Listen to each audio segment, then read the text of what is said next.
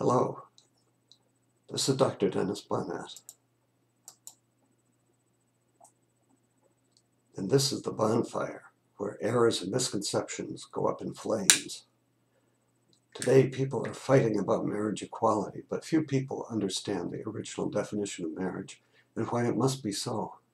For thousands of years, marriage has meant a public contract between an adult male and adult female who agree to the lifelong enjoyment of those sexual acts which may result in children, and who also agree to accept responsibility for caring for the children who may result from those sexual acts.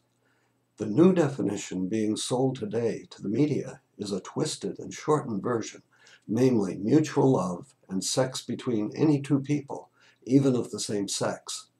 This new definition ignores the vital national interest of true marriage as the only natural way for society to replace its members, or else to die out.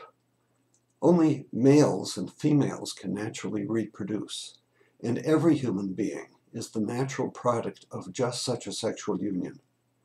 That is the reason why society has always honored true marriage with special protection in law, not because people have an inalienable right to marry, which they do, not because it serves some selfish interest of the people involved, not because it is a religious sacrament, but because primarily true marriage alone serves the vital national interest of replacing the population as it dies off.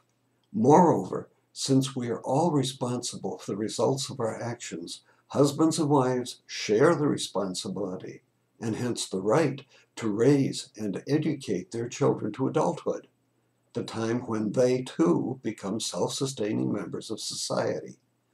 No other arrangement naturally confers this obligation because no other human union is naturally designed for those acts that beget children. True marriage obliges society to respect and defend the natural process of begetting and raising children.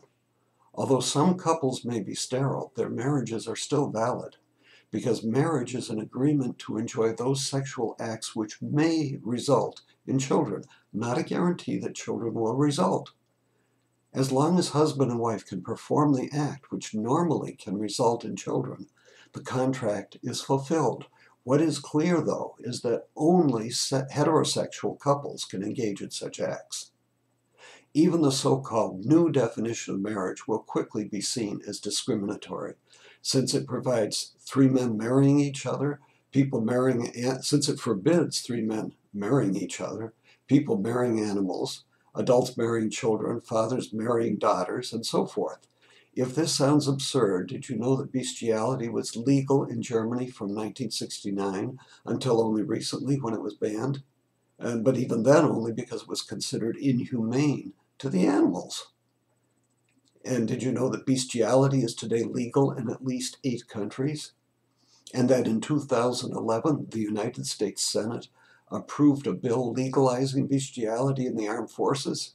And that the North American Man-Boy Love Association has for years been arguing for legalizing sex between men and boys?